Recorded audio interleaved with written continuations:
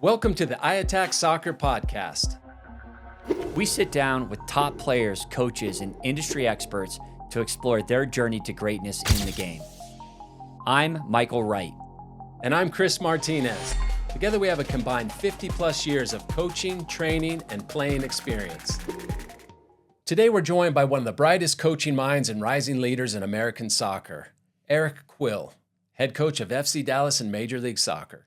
A former MLS standout and U.S. Youth International, Coach Quill has become a proven developer of talent and a coach with a championship pedigree. He led North Texas SC to a USL League One title in 2019, earning Coach of the Year honors while helping launch the careers of future U.S. men national team players like Ricardo Pepi, Brian Reynolds, and Tanner Tessman. From capturing a U.S. Development Academy national title with Texans SC, to coaching in MLS with Columbus Crew, to transforming New Mexico United into a serious contender in the USL Championship, Quill has developed a reputation for building winning teams and unlocking player potential at every level. Now leading FC Dallas, he brings unmatched experience across youth, pro, and national team environments and a clear, forward-thinking vision rooted in player development and competitive excellence. Eric is more than a coach. He's a developer of talent, a shaper of culture, and a leader with a proven blueprint for success. Eric, welcome to the iATAC Soccer Podcast. Eric, first and foremost, so great to have you on. You and I, we go way back, coaching against each other at the youth level or being assistant coaches together with the U.S. youth national teams and everything in between. So first of all, thanks for sharing your time with us. We know you're a busy guy. And, cannot wait for you to be on our show today, our podcast, and our listeners and viewers they're in for a real treat. So thanks so much for joining us.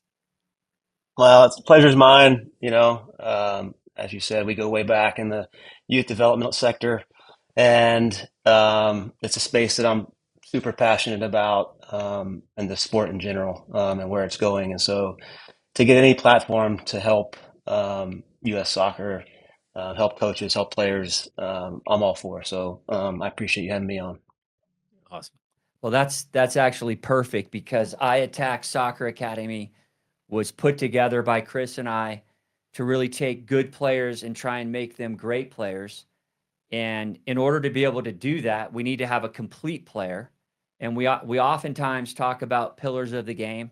The technical side of the game, players need to be proficient there.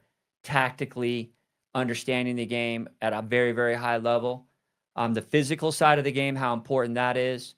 And then obviously the mindset, psychological side. So with that being said, I want to ask a pretty deep question right out of the gate, if you don't mind.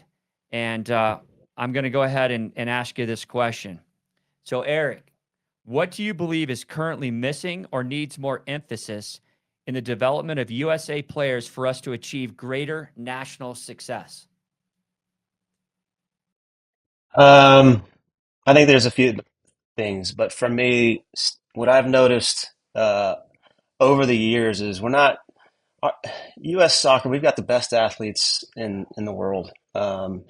And we don't, in my opinion, I think we've lost our understanding of how to get out in space and really use our athleticism and speed to our advantage. I think somewhere along the line, which I agreed with, was, playing through lines, possession-based soccer, which I believe is important. But it became such a, positional play and stagnates a little bit of what we're really, really great at. And I think I've noticed that players' ability to understand how to get into space, everybody kind of wants the ball to feet these days to take guys underneath the game and go one versus getting out on the break and getting to goal as fast as possible. I think and we have amazing technical, but also, speed. That speed is, if we put more of a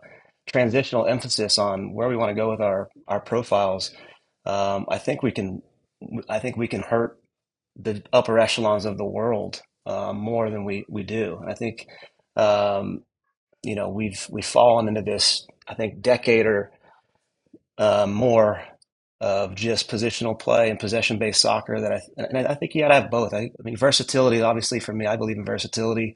I noticed with a lot of players, them just tracking a ball over the top in space is hard for our young players these days. You know, it's almost like the kid chasing a fly ball. Like it's a learned attribute, but if you're always playing on the ground and always to feet, you're not learning that special aspect that you know. Like you hear it all the time. That you need to be able to go over the top of opponents too. If you're gonna try to play underneath them all the time, you know, you can be game planned against and you can get yourself locked. And but being able to go around, through, and over is important. And I think the youth sector needs to, I think, go back to really making this a priority to understand how to go over the top of opponents and get to goal fast.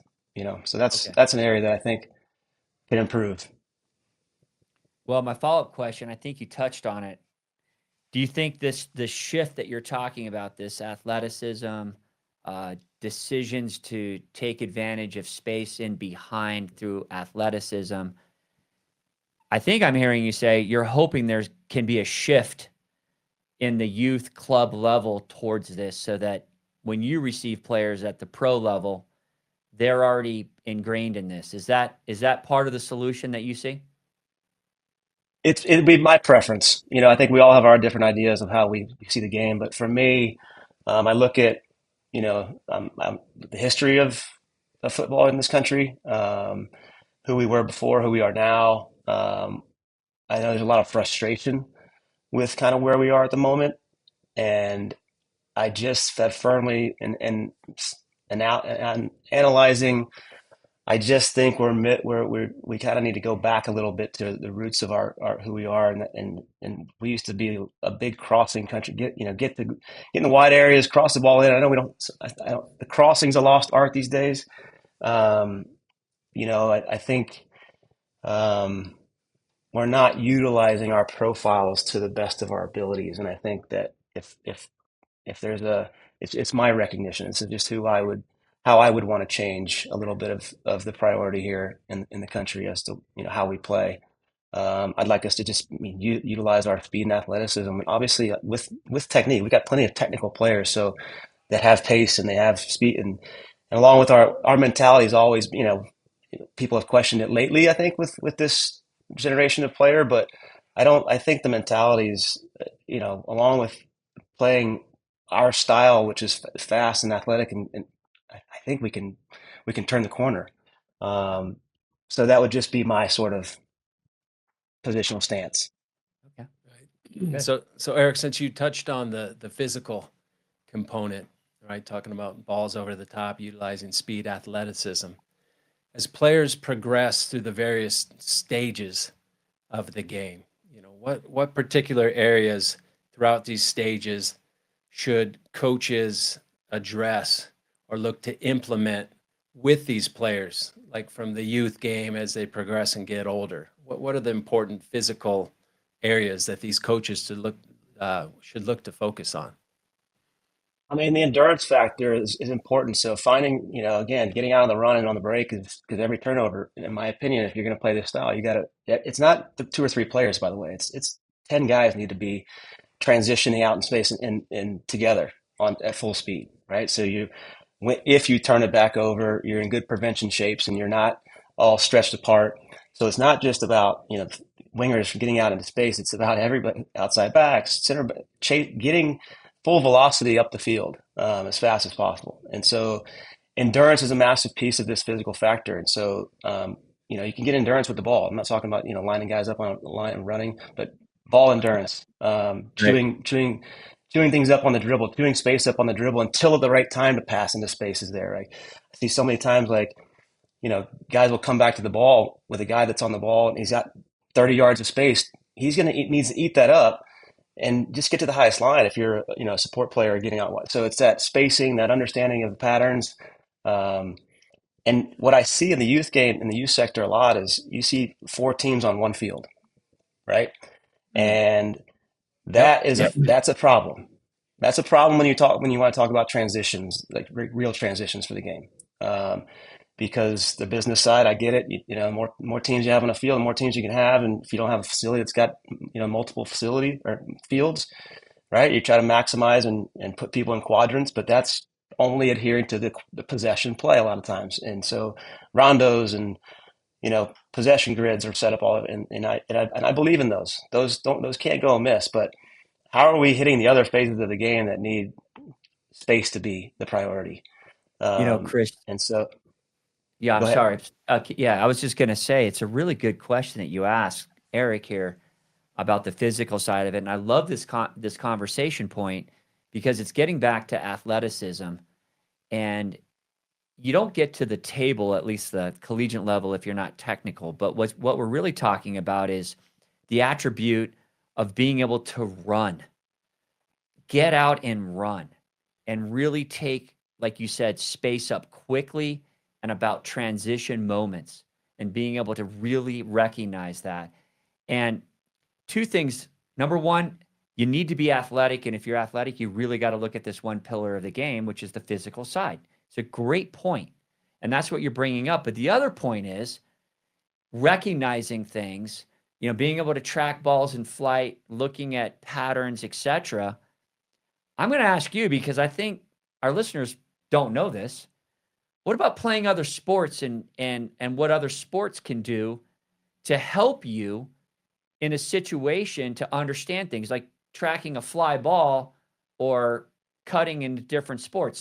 Speak to that with these youth players. There might be advantages to be playing other sports than just soccer all the time. Look, we're a soccer company. We love it, but you may have a little bit of a secret formula here of saying, try some other things because they translate back to the game you really love.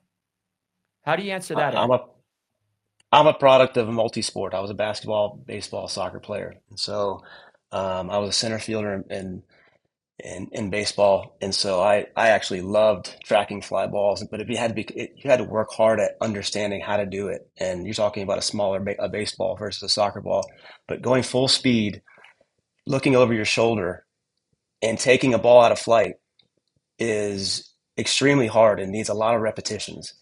Um, and it's the balls you see most of the time in flight, especially in youth game, they're taking it out of the air standing still against the sideline most of the time. They're taking it like they're not on the full get up. Um, and I think that's when you really can hurt opponents is when the defender's profile's turned, you're off the back shoulder, and it's recognition from the guy in the ball is there, and and you're taking it in towards goal in flights. You're staying ahead of the foot race, right? You taking the ball in the air and lining some guy up to go one on one that's one aspect of taking the ball in the air. But can you find those moments to track a ball and be on full steam, full sprint? That's extremely difficult, and that's a technique that needs to be rehearsed a ton, especially in both ways. Guy in the ball, recognizing the run always dictates the pass, right? So getting that nonverbal communication that needs to happen in that moment for these plays to come out and to be successful is important as well. So, so basketball again, cutting in behind back shoulders is that's how you get in behind is not just paying attention to who's on the ball, is the guy that's guarding you. I don't think players, even professional players I've watched, they don't look at the head of the defender that's playing them in those spaces.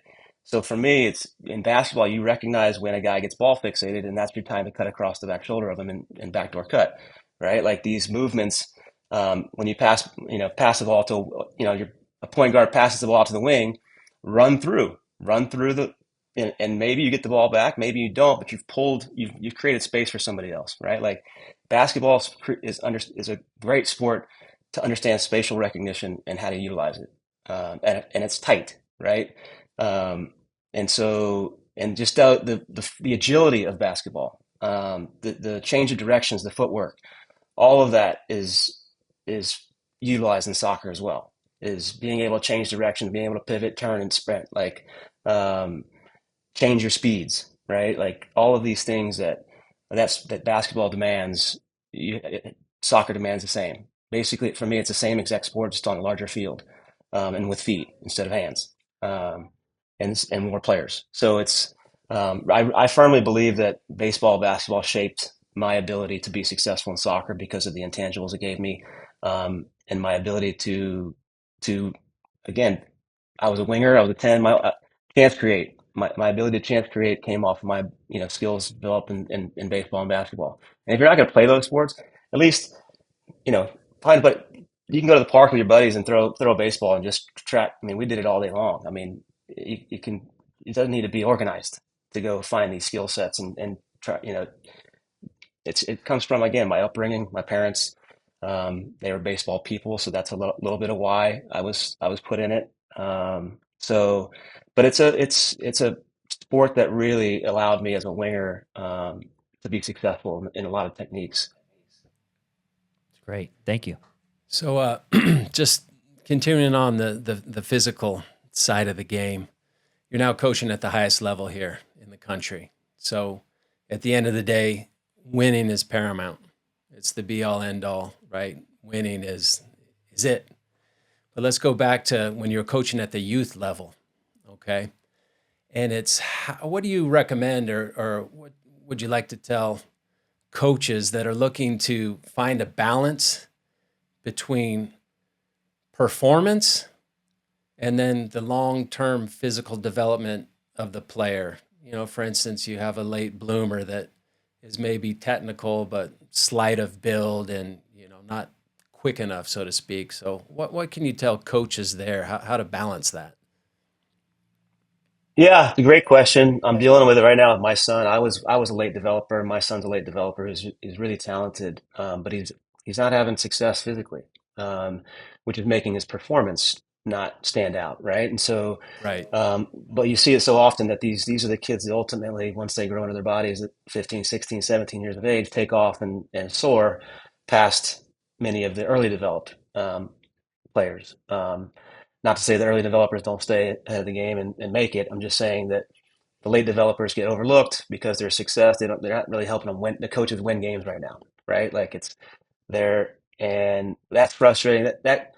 So for me, if you've played and you've been around coaching, like you kind of recognize like especially the quality of those late developers that you see the technique, you see the quick, you can see it, you can see what's coming down their future pipeline. Um, but they're going to be up against it mentally, which actually makes them pretty damn strong as well. So I think that this adversity that these late developers, see in their early life and if we as coaches can recognize and sympathize compassionately with these guys and push them in all right ways, but let them know like, hey, you're going to make it. This is, and give them a futuristic vision of what life is going to be like when the game evens out. And I think so too often we we coaches like to win games and there's not really I don't think we're great coaches have a plan for each one of their players as to how they're going to get them better, right? Um, and they recognize their deficiencies, they recognize their efficiencies, uh, and it's communication, right? It's coming up with a plan. How am I going to make this player who I think is got a really bright future? How am I going to take him to the next level, right? And um, it can't be just going out rolling and collectively training a team. There's got to be purpose to each player you have on your team and making them better. Because if you do that, your team is going to become a lot better if you really have a plan for each player. And so that's what I did in the youth sector. Was every team I coached, I would analyze the profile where I thought they're if they had 5 or 6 positions they could possibly play, which you're not going to define somebody at 12, 13, right? Like they have attributes that sort of look the part in certain profiles of the field. But it's again, you got to, if you care deeply about helping, you come up with a plan of how you're going to make these players better in their attributes, and especially, I always say at the professional level, you need to have at least one elite level skill to be in a first division MLS roster, right? If you have two, you got to be really ahead of the game, and if you have three, you're probably a DP, and you're more world class, right? Like so, don't I mean find your elite skill, and you got to work really hard at your elite skill as well. But you see so often that some of these players they're the jack of all trades, master of none, right? Like you call him, yeah, he's a good little player, right? Like, but where's the elite skill in it? Like, where are you developing the elite skill in this that this kid may have? Like, whether it be his speed or his ability to playing combination.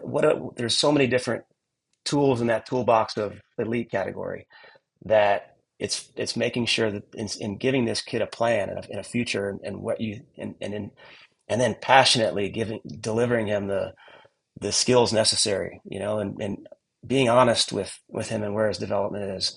Like circle back and have the plan together as a coach and a player, and see where you are in 2 months' time, see where you are in 6 months, right? But it takes really good communication with these kids, especially top level kids that are going to play in college, are going to be future pros. You just can't let environments just yes, and you see it so often. Environments just develop some players themselves, but we as coaches got to take some ownership in how to create world class players. We got to have plans. Like that's where I think we can do a better job is really diving deep into the individual development plans of these players and then revisit them and have them be a part of the process, right? That's important as well as their ownership in it, because nobody's going to care about your development like you do. And so that's my piece of advice for kids too, is like take ownership of your development, put the hours in. You don't need coach. You can go with a ball by yourself. I mean, how many professional athletes went out on their own, unprovoked, right? You gotta be obsessed with your development if you want to make it, and that's important too. Well, I think Incredible. I think that's really incredible, amazing advice that you just gave to coaches that are out there. I want to go a little bit further, double click on this. In an ideal world, and with a coach that has that kind of knowledge, setting up those individual plans is ideally what needs to happen, right? And you're encouraging people that may not be doing that to do that. But at the end of the day, man, I love the clubs, but you've got some coaches that are coaching 3 teams. They've got 60 kids, right? Because the resources across the clubs, I mean, they're not infinite, they're finite. They only have so much bandwidth. They're only bringing in so much registration fees. So these coaches, they're spread thin, especially the really good ones. They might have, a U14 team, a U12, and maybe they're down at junior academy as well. 3 different teams, right? And they might be on the boys' side or the girls' side, whatever. They're terrific coaches, but you're asking them to come across now 60 kids tracking that development. So I think part of what I'm saying is this is what you need to do. I agree 100%. And I really love your emphasis that if you want to go pro, you got to check the boxes of being a good player, but you got to have a couple elite skills as well that make you a separator. Okay? And so I get all that, but I'm going to dial back to like why iATAC was created. Because we saw inside the soccer supply chain, I would just call it. I'm a business guy, I come from a lot of business, but there's kind of a start to a finish of a chain of how you develop, kind of a player development chain. It's also, there's a soccer kind of world, a club chain that players go through, going from coach to coach level. We've defined it on our website for people that want to go deeper into this player development path. That's why iATAC was created, actually, is what you just described. Was if you can't get those individual, I guess, moments with your coach or that development at your practice, which is an hour and 30 minutes, maybe you train 4 times a week, maybe it's 3 with games on the weekend. You said, well, go out with a ball and own your own development, but some people just don't know where to begin because they don't really know where the threshold of where they should be at. And so they might be repping out, Eric, things that aren't really the focus of what they should be repping out because they just don't get it. And so that's where we came in, Chris, and we said, listen, through our experience, knowing exactly what you just said, Eric, we created iATAC. And first thing we did is put these podcasts together so guys like you actually are recognizing this and saying it. It's amazing. It's great. It's fantastic that you're saying this. And now really what it gets down to is protocols and actionable items that people can do because there's parents out there, Chris. When we get calls and emails from parents that just don't know where to go because that communication that you talked about isn't really there and that clear plan of development, it could be written down on a piece of paper. But man, I'm not saying the clubs don't do a good job. They do a great job. They just don't have the bandwidth. And we say it all the time, Eric. So in most instances, and we'll just talk about a coach with a particular team, so 18 players. Oftentimes, yeah, I think how you describe that situation in a lot of environments, that's not truly how it exists, where the coach has the capacity or the time or wherewithal to dive into each individual player and really assess and give feedback, continue to check in and whatnot, because he or she's managing these 18 players and everything else that goes on with it. Case in point, that's when Mike and I came together and said, is there a supplemental piece or platform that we could look to provide these gaps potentially in these existing team environments where players who are interested in excelling and want more of a personalized development plan. That's where iATAC would step in. And I think, to the coach's defense, great, you're doing a great job, you're managing your team.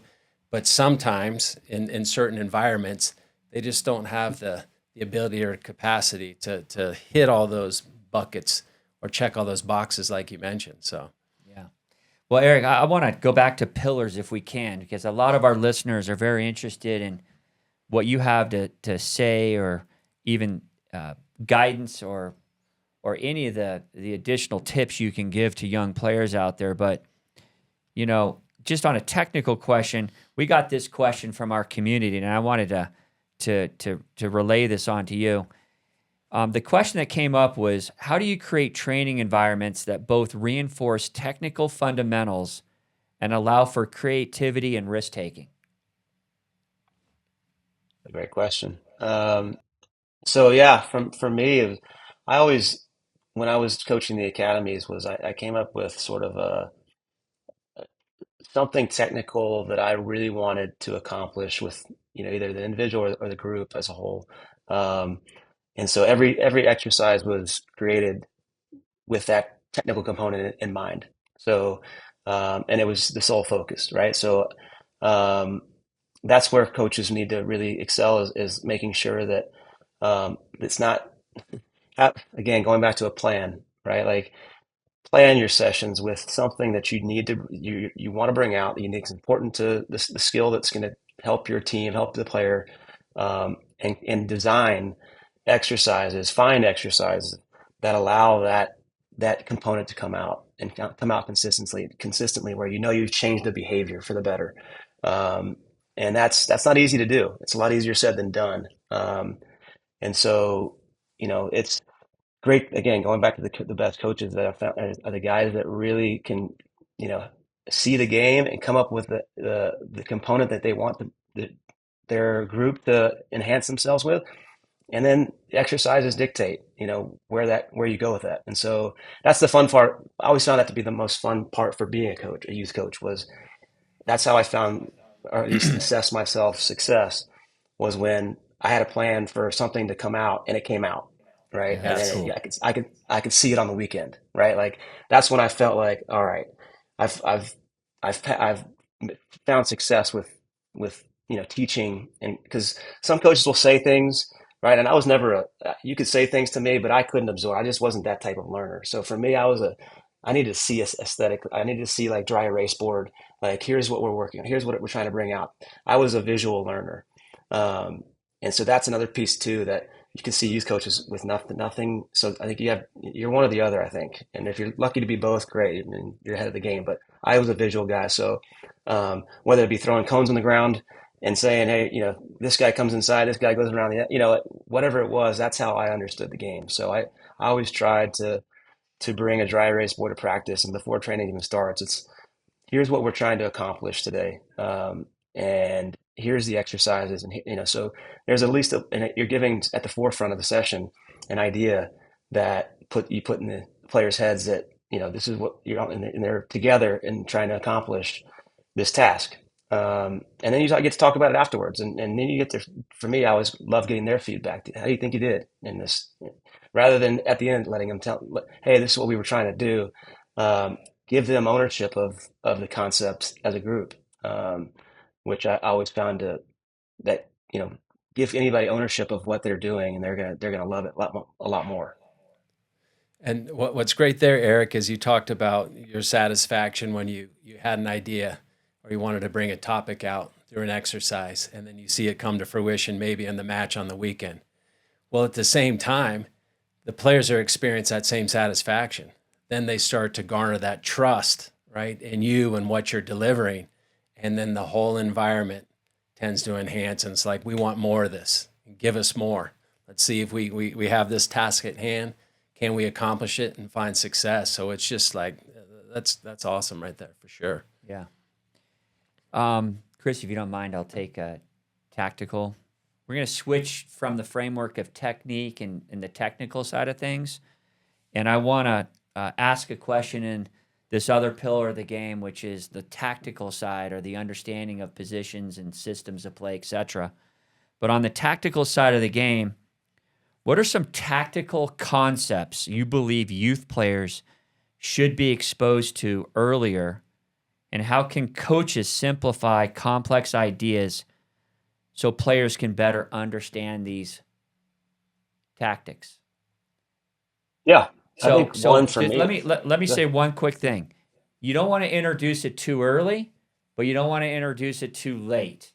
So it's in between or too early and too late, but we're talking about a bit earlier in the concept. What could they be introducing as concepts that would really help the development of these players? Sure. One that's come straight to the top of my mind is how do you give yourself numerical advantages in parts of the field? Like that's kids enjoy math, like right? Like it's like, you know, Great. recognize when you can create two versus ones, when you can recognize three versus twos. And I think now, especially where the video component has gone in the youth game, is for coaches to like we do it here constantly is look, you guys tried to play in a four versus four situation in the back, and you can flash the players. They can, I mean, you can see it clear as day, right? And by switching the point here, you can see now we're in a two versus one high and wide area. Like, so really bringing out the understanding of numerical advantages because that's all at the highest level. You're still doing that. That's one of the most important critical pieces that you're trying to get the advantage of on a weekend when it really matters most. And how you get there is important, and it's a part of the process. And so, making guys understand in the back what the opponent's trying to do to you. And so on the defensive side is you can is recognize schemes, and here they're trying to overload you in this part of the field, bringing an extra number in the middle. So I always put it like a math algorithm. Like here's the four versus four, here's five versus four, and so I think it's a good way to teach kids um, the importance of numerical advantage and how you create that.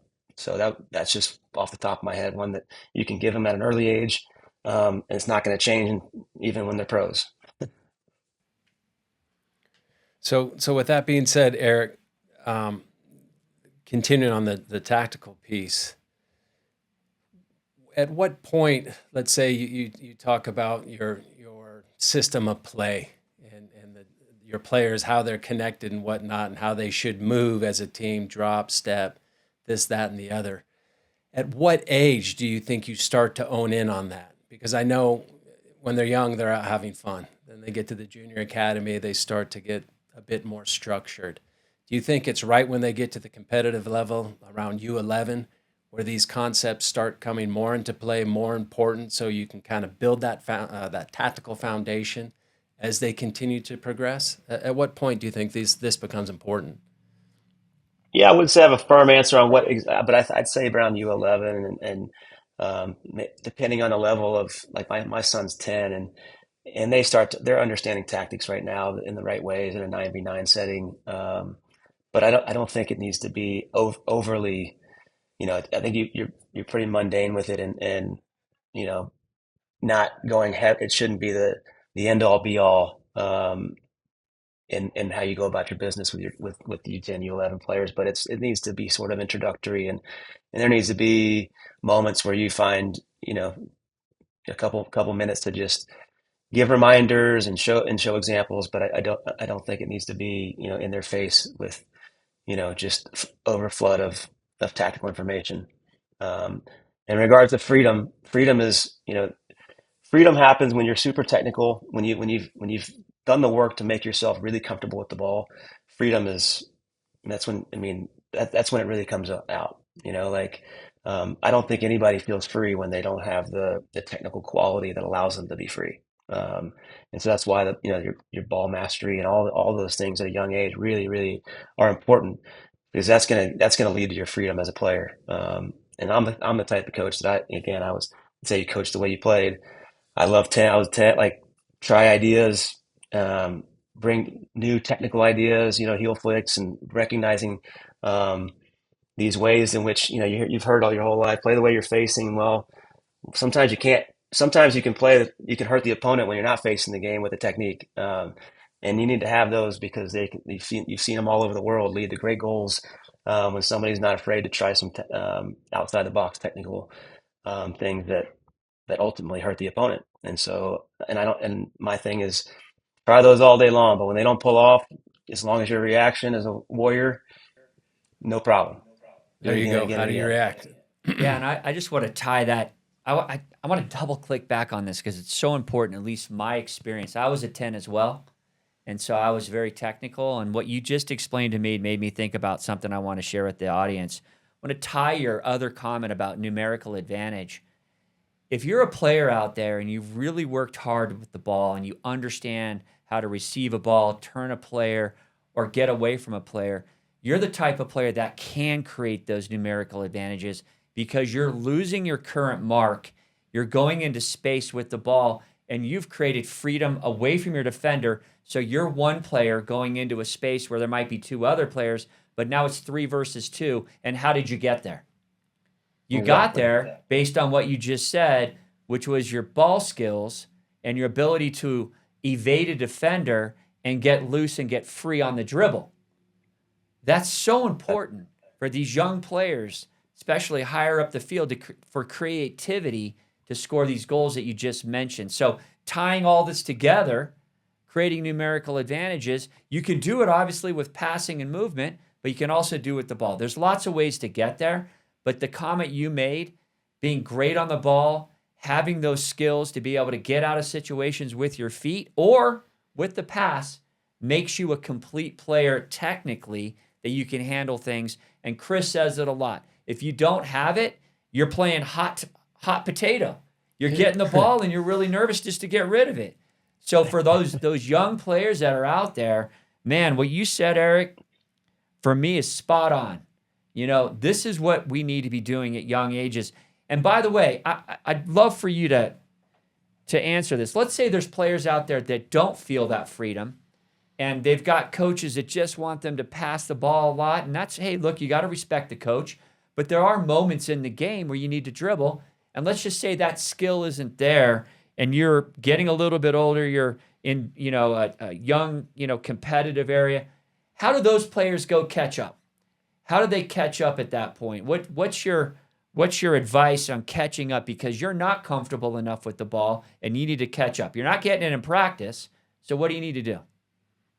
Again, going back to the sort of the IDP nature of who I am, that if I had a player that I recognize is maybe playing right back for me that doesn't have like great dribbling quality, it's part of his IDP plan. Every training, if he shows up 15 minutes early, he's got a Corver exercise or something, set out sticks that he's got to kind of maneuver. Like you set out you give him, and you don't have to do that. Once you tell him, this is the process of your first 15 minutes of training before training starts, or this is the process of 15 minutes after training's over, right? And just again, if you've recognized it, make him better at it, like, or don't play him right back, or so for me, it's these recognitions of, when you see your team, what are the they've obviously, you put them in these positions so they fit certain criteria of what you want in that profile, but maybe you're missing one or two other things. But that's the attack on the IDP is like, here's what you're missing. Here, this is how you take ownership of it. Here's the idea. Go execute now. And that's the way I believe coaches should operate. And I think again, it gets a give and take. It's coach's idea along with the player taking ownership of what he's supposed to do. And if he doesn't do it, then he doesn't really want to play at a high level. He doesn't really want that freedom of enjoyment in being better at something and accomplishing, making your adversity strengths. So I just want to segue into the psychological piece of the game, the mentality side. And you used an example earlier when we were talking about the early developer, how they're struggling, they're grinding, but at the same time building some mental resilience and toughness that'll pay dividends when they do grow and surpass those bigger, stronger, faster players in the future when it counts most. So you've basically, over the course of your time, really developed and pushed some top players on into the highest levels. Okay. So from the mental side of things, what were the attributes mentally that they possessed?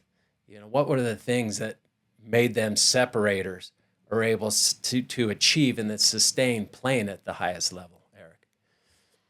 Great question. One is you can tell early on based on when you get your teams. Anytime you put a score line in effect, who cares about winning, right? And who cares who's got that competitive chip in their DNA, where they light up around competition, and it fuels their desires. You can see it in everything they do, and I think that's an important um, aspect of a human being that when you talk about guys playing at the highest of levels. Um, they have that competitive gene that comes out whenever you put score line, whether it be a possession drill and you're playing for score. You can just see those type of players that that's what they want. That's why they're there, is they just love to play for a score line. And then you have, again, the other piece of the psychological is the players that um, shrink when they fail at something. Um, and say you have a 9, right? And he gets in behind and he's one on one with the keeper and he misses, right? And then he's in the same exact moment 10 minutes later and decides to pass the ball off in a moment and so for me, as a coach, um, those are moments to grab a player and say, go fail again and again and again, right? Like that's growth. I don't call it failure, like it's growth. Those are your growth moments. And supporting those growth rather than being a coach, like, you miss, why are you going to shoot again? Like I think there's some coaches out there that think that way. And it's like we have a moment to really grow a player's psyche in an aggressive way and we support the failure rather than harp on it and blame them and yell at them. And so it's important that we recognize, like, because that's a psychological attribute when you can put failure behind and go want the same moment 10 minutes later and then take that moment. That's when you see, players take off to the upper echelons of the game when they're not afraid of their failure. They have short memories, and they have demand on themselves that I'm going to get it right next time. So give it to me again. I'm not going to go hide in the game. I'm not going to hide from this moment. I want that moment, that pressurized moment again. And that's what these players at the highest level, they don't pressures, they don't mind it. It's why they're here. It's why they thrive in it. And you can't be afraid of failure. And that's an important aspect for me of youth players and coaches, creating an environment where failure is acceptable. I always call it aggressive failure. Go fail aggressively, try with an idea to try to hurt the opponent um, and again and again and again. And don't ever lose that. Yeah, this is great advice as well, and we've got a lot of parents that have players, and so children that are playing, and so this advice that you're giving to the coach is also applicable to parents, and I believe how they could talk with their child when they're going for it out there and they're trying their best and they're taking those players on in moments and being aggressive and they fail. If we could learn to talk to our kids by saying, you're learning. Every time this happens, you learn what didn't work, and then that time it did work, it's a blueprint that goes in your brain that said this just worked. And so I think the parents that are listening out there, this is such incredible advice that you're giving to coaches, but also to parents. This is one way to reinforce that aspect of learning and growth, is talking about when you go for it and you try these things, you're learning and you're getting better. You don't recognize it. You may not see it right away, but you're learning what didn't work. And that's as important as it is to learn what did work. You have to fail to get to the actual result. And here's one last thing for parents too, and maybe Eric, you believe what's working for you when you're 11 years old isn't necessarily going to work when you're 14 or 15. So there's a continual process of this, learning to fail forward, open mindset to say it's okay to do this. You've got to continue on. This is a continual process. Would you support that statement, Eric? 100%. 100%. That's why as coaches, we need to create versatility in our players, and growth mindsets. And for me, when players have those and they have they lack that fear factor and they're just going for it. They feel like they have that freedom to just um, fail aggressively. They become the best version of themselves. Right. So just kind of tying, we were talking a lot about the coaching piece, the individual coach. Through your experience and the way you've seen things, the clubs themselves, what's one particular area where you believe they could improve and better serve the players, just based on your experience in the existing club environment, from on the Yeah, youth side? sure. I think now with what you see with data analytics coming out and think like um, I think now like you have amazing um, generational wealth of teaching tools coming at us with numbers where they can see physical data, right? Sprints, sprint distance, accelerations, decelerations, and like total distance. All these things that from a physical component they have markers in front of them. As a youth player, I had no idea how much I ran or if um, Exactly. and and so that's one aspect but also data analytics was coming out with, vertical passes and how many duels dual success and all of these things that I'm sure clubs are starting to take advantage of, and rightly so, because it's adds more teaching tools and quantifiable things for players to sort of understand their markers, like where they want to go to, where they are today, where they want to, what's their output the next weekend, and what are they shooting for, and gives them attainable goals to shoot for on these sides of the game. And so I would hope that teams are going to start utilizing these teaching, and then again sending video home, and when you can cut it, and now what you can do, and how you paint it, and um, man, you can really take players to the next level if you care deeply enough to do so. That I think that's where the game and the youth sector needs to go, is like really utilizing the tools that are out there, and it's not just what you do in the grass. It's like how do they get to review themselves. They get to be self-critical and see things that we didn't see 30 years ago, and you know and so I just think that would be, if I'm in the club game, if I'm a club director, I'm going to every seminar. I'm wrapping my head around how I get these tools to provide to my players. It's really interesting you said that.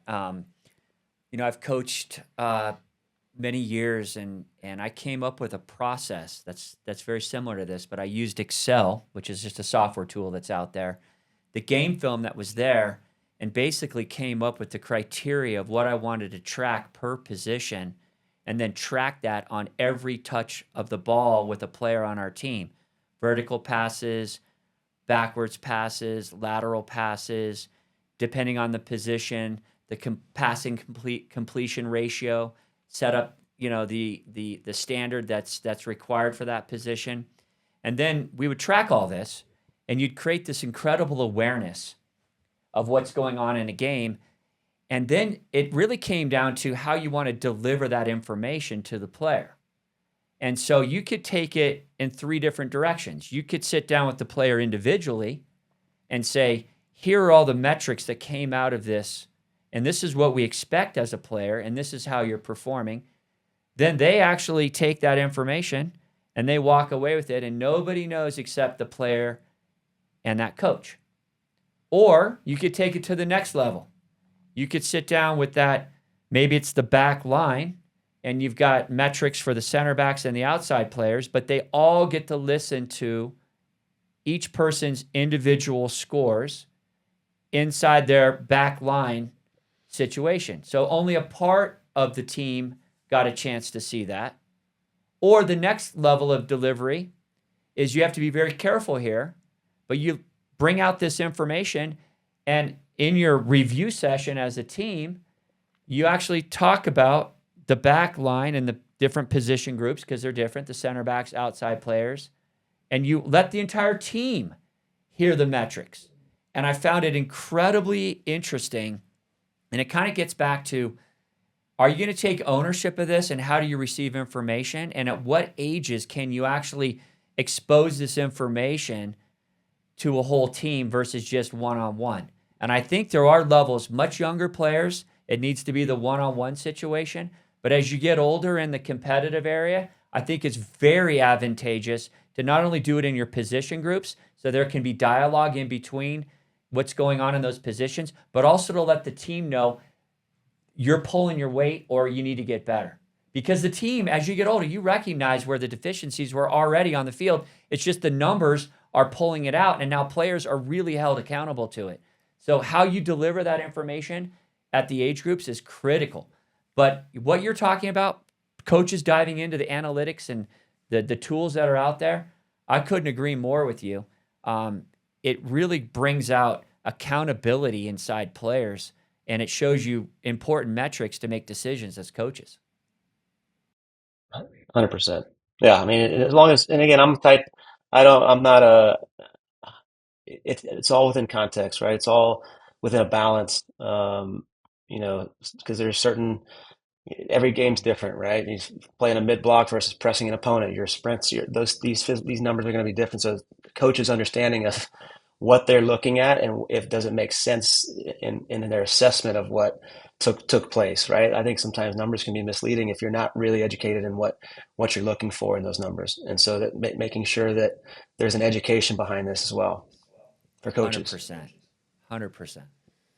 So, as we wind down a little bit here, Eric, for my own personal interest, a couple questions I like to ask you that I think will be super valuable for the listeners.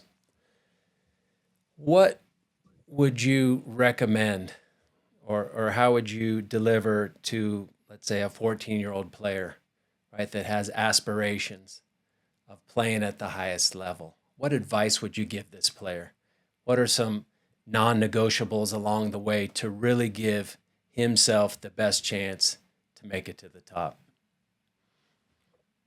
Great question. I mean, I do it all the time here with our academy kids, is because it's really tough that, so 14, 15, I always put it together like there's a mountain, and at the bottom of that mountain is all the youth. When you're 6, 7, 8, all the platforms out there playing, the talents, and it's all spread apart. But then as the years go, the top players, they're climbing this mountain, and it's getting more and more narrow, and they're coming to stages of life where they were starters their whole life, best player on the team, and now they're maybe coming off the bench, and they're in college now. They're not seeing the time, right? So there's a mental piece that's so massive to being able to make it to the top of the mountain, and then once you're really in it, where everybody is super talented, everybody's got that elite skill, and the differentiators it's hard to find. Like, it's the mental side is where I find that players need to really take themselves and train themselves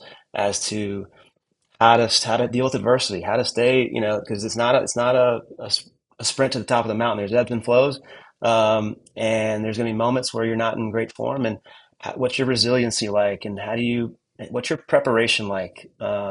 Because sometimes you see players just because they're top talents, they can roll out shoes untied, and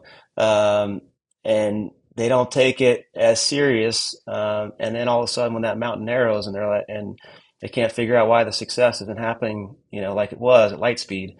And a coach is demanding on them to separate, and they have to separate themselves in order to get jobs on the weekend. And it's, so for me, it's the psychology of human being is what's most important. Is like, you've got understand like not everything's going to go your way, but you got to understand how to react and how to behave and how to train yourself to stay in the moment and to fight and to if you really love it because it's only going to get harder. And so for me, it's taking care of their body, making the right choices and nutrition, all of these things that you got to compare yourself to what's out to a guy that you think is working extremely hard. How do you stay above them, right? And that's what I did as a player. I'm sure you did yours too. You compare yourself, and like you want to, when you're a competitor, you're willing to go to the nth degree to make yourself great, and it takes dedication. You have to be super dedicated to everything that goes into it, and it doesn't shut off. It's a 24-hour every day, getting sleep, eating, sleep, get to the training field early, get your body, warmed up properly, understand the value of a passing exercise and what you're trying to accomplish versus just training to train. Um, and you got to stand out amongst the rest. And how do you do that? Mentality. How hard are you fighting? How hard are you working? What's your endurance compared to everybody else in your profile? What's your, all of these, there's so many factors. And sometimes you're not going to hear how great you are from your coaches. Do you need that? If you're a great player and you believe in yourself, you have self-belief. You don't need to hear how great you are. You just you have it in yourself. You have it within your mental capacity that you're capable of greatness, and it just can't go missing. Like consistency is a piece that the word I use most is like when you're a consistent performer and a consistent warrior, and you're living your life in a consistent fashion to try to be the best.